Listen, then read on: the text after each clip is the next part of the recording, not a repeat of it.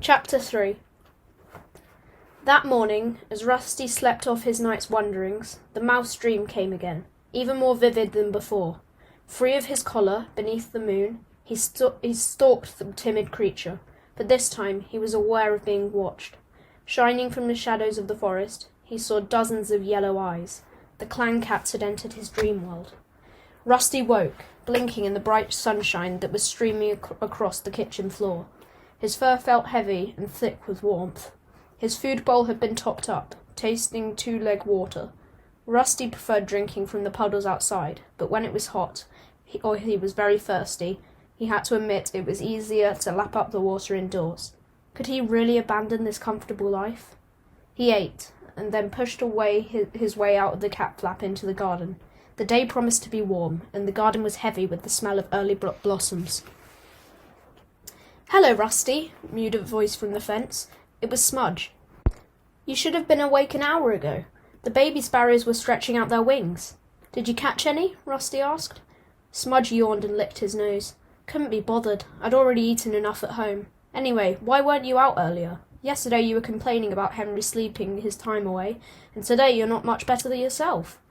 Rusty sat down on the cool earth beside the fence and curled his tail neatly over his front paws. "I was in the woods last night," he reminded his friend.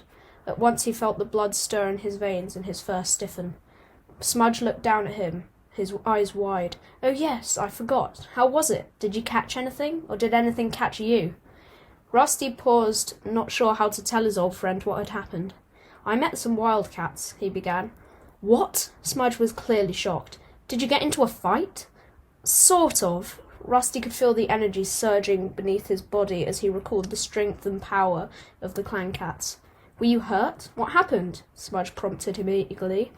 "There were 3 of them, bigger and stronger than any of us." "And you fought all 3 of them?" Smudge interrupted, his tail twitching with excitement. "No!" Rusty mewed hastily. Oh my gosh, that was a voice crack.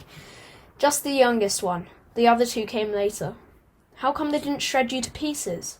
"They warned me to leave their territory. But then," Rusty hesitated. "What?" mewed Smudge impatiently. "They asked me to join their clan." Smudge's whiskers quivered disbelievingly. "They did?" Rusty insisted. "Why would they do that?" "I don't know," Rusty admitted. "I think they need extra paws in their clan." "Sounds a bit odd to me," Smudge mewed doubtfully. "I wouldn't trust them if I were you." Rusty looked at Smudge. His black and white friend had never shown any interest in venturing into the woods. He was perfectly content living with his housefolk. He would never understand the restless longing that Rusty's dreams stirred in him night after night. "But I do trust them," Rusty purred softly, "and I've made up my mind. I'm going to join them." Smudge scrambled down from the fence and he stood in front of Rusty.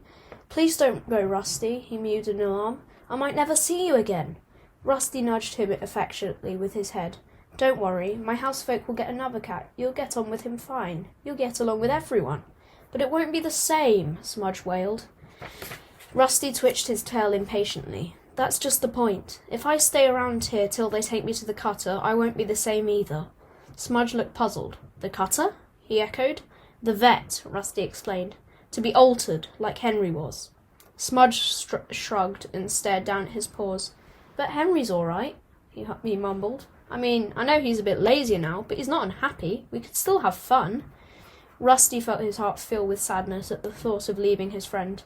"I'm sorry, Smudge. I'll miss you, but I have to go." Smudge didn't reply, but stepped forward and gently touched Rusty's nose with his own. "Fair enough. I can see I can't stop you, but let's at least spend one more morning together." Rusty found himself enjoying the morning with even more than usual, visiting his old haunts with Smudge, sharing words with the cats he had grown up with. Every one of his senses felt supercharged, as if he were poised before a huge jump. As Sunhigh approached, Rusty grew more and more impatient to see if Lionheart would really be waiting for him. The idle buzz of meows from his old friend seemed to fade into the background as all his senses strained towards the woods. Rusty jumped down from his garden fence for the last time and crept into the woods. He had said his goodbyes to Smudge. Now all his thoughts were focused on the forest and the cats who lived in it. As he approached the spot where he had met with the clan cats the night before, he sat down and tasted the air. Tall trees shielded the ground from the midday sunshine, making it more comfortably cool. Here and there, a patch of sunlight shone through a gap in the leaves and lit up the forest floor. Rusty could smell the same cat scent as last night, but had no idea whether it was old or new. He lifted his head and sniffed uncertainly. "You have a lot to learn," meowed a deep voice. "Even the tiniest clanket knows when another cat is nearby." Rusty saw a pair of green eyes glinting from beneath a bramble bush. Now he recognized the scent. It was Lionheart. "Can you tell if I am alone?" asked the golden tabby, stepping into the light. Hastily, Rusty sniffed again. The scents of Blue Star and Greypaw were still there, but not as strong as the previous nights. Hesitantly, he mewed, "Blue Star and Greypaw aren't with you this time." "That's right," meowed Lionheart, "but someone else is." Rusty stiffened as a second cat strode into the clearing. "This is Whitestorm," purred Lionheart, "one of ThunderClan's senior warriors." Rusty looked up the Tom and felt his spine tingle with cold fear. Was this a trap? Long-bodied and muscular, Whitestorm stood in front of Rusty and gazed down at him. His white coat was thick and unmarked, and his eyes were the yellow of a sun-baked sand. Rusty flattened his ears warily and tensed his muscles in preparation for a fight.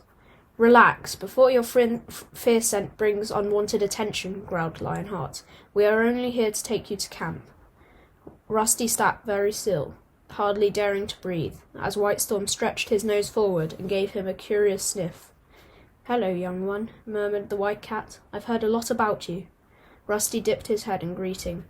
"Come, we can speak more once we're at ordered Lionheart, and without pausing, he and Whitestorm leaped away into the undergrowth.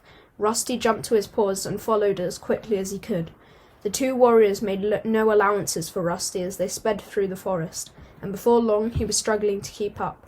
Their pace barely slowed as they led him over fallen trees that they cleared in a single leap, but which Rusty had to scramble over paw by paw. They passed through sharply fragrant pine trees, where they had to jump across deep gills churned up by a two-legged tree-eater. From the safety of his garden fence, Rusty had often heard it roaring and snarling in the distance. One gully was too wide to jump, half filled with slimy, foul-smelling water. The clan cats waded through without hesitating. Rusty had never put a paw in water before, but he was determined not to show any signs of weakness, so he narrowed his eyes and followed, trying to ignore the uncomfortable wetness that soaked his belly fur. At last, Lionheart and Whitestorm paused. Rusty skidded to a halt behind them and stood panting while the two warriors stepped onto a rock that rested on the edge of a ravine. "We are very close to our camp now," meowed Lionheart. Rusty strained to see any signs of life, moving leaves, a glimpse of fur among the bushes below, but his eyes saw nothing except the same undergrowth that covered the rest of the forest floor. "Use your nose. You must be able to scent it," hissed Whitestorm impatiently. Rusty closed his eyes and sniffed. Whitestorm was right. The scents here were very different from the cat scent he was used to. The air smelled stronger, speaking of many, many different cats. He nodded thoughtfully and announced, "I can smell cats."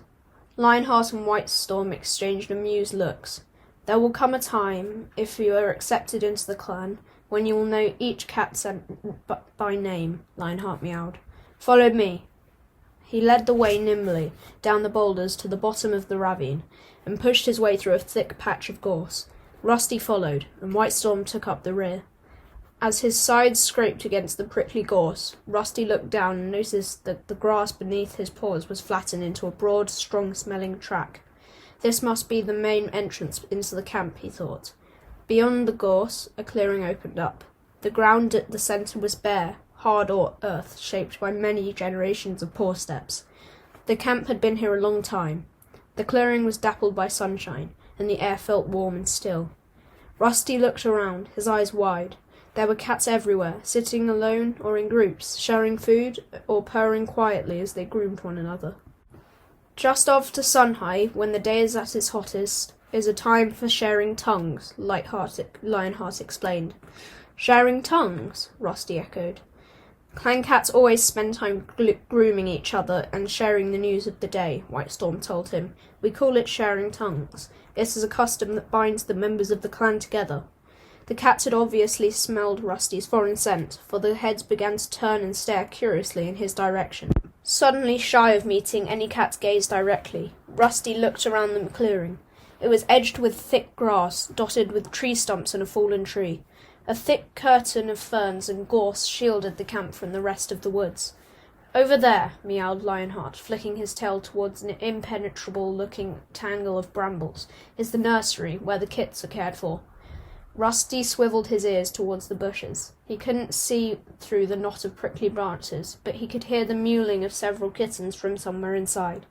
As he watched, a ginger she-cat squirmed out through a small gap at the front. That must be one of the queens, Rusty thought. A tabby queen with a distinctive black marking appeared around the bramble bush. The two she-cats exchanged a friendly lick between the ears before the tabby slipped inside the nursery, murmuring to the squealing kits. "The care of our kits is shared by all of our queens," meowed Lionheart. "All cats serve the clan. Loyalty to the clan is the first law in our warrior code, a lesson you must learn quickly if you wish to stay with us." "Here comes Blue Star," meowed Whitestorm, sniffing the air. Rusty sniffed the air too, and was pleased that he was able to recognize the scent of the grey she-cat a moment before she appeared from the shadow of a large boulder that lay beside them at the head of the clearing. "He came," Blue Star purred, addressing the warriors. Whitestorm replied. Lionheart was convinced he would not. Rusty noticed that the tip of Blue Star's tail twitched impatiently.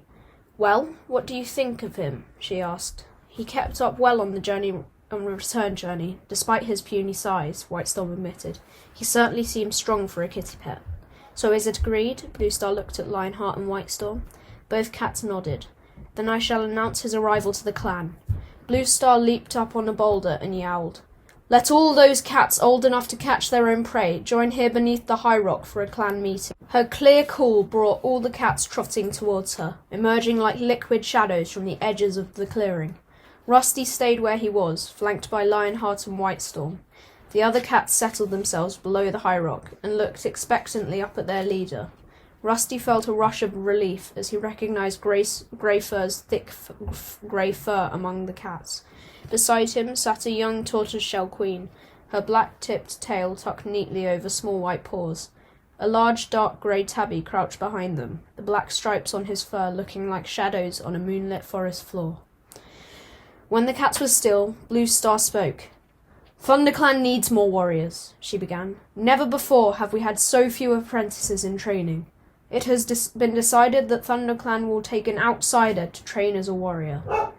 Rusty heard indignant mutterings erupt among the clan cats, but Blue Star silenced them with a firm yowl. "I have found a cat who is willing to become an apprentice of ThunderClan." "Lucky to become an apprentice," caterwauled a loud voice above the ripple of shock that spread between the cats. Rusty craned his neck and saw a pale tabby cat standing up and glaring defiantly at their leader. Blue Star ignored the tabby and addressed all of her clan.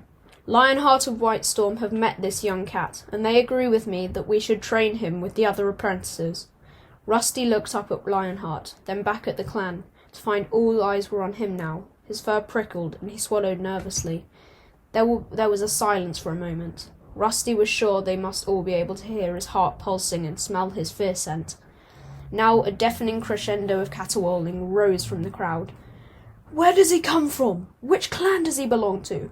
What a strange scent he carries! That's not the scent of any clan cat I know." Then one yowl in particular sounded above the rest. "Look at his collar! He's a kitty pet!" It was the pale tabby again. "Once a kitty pet, always a kitty pet. This clan needs more wild-born warriors to defend it, not another soft mouth to feed." Lionheart bent down and hissed into Rusty's ear. "That tabby is Longtail. He smells your fear. They all do. You must prove to him and all the other cats that your fear won't hold you back." But Rusty couldn't move. How could he ever prove to these fierce cats that he wasn't just a kitty pet? The tabby continued to jeer at him.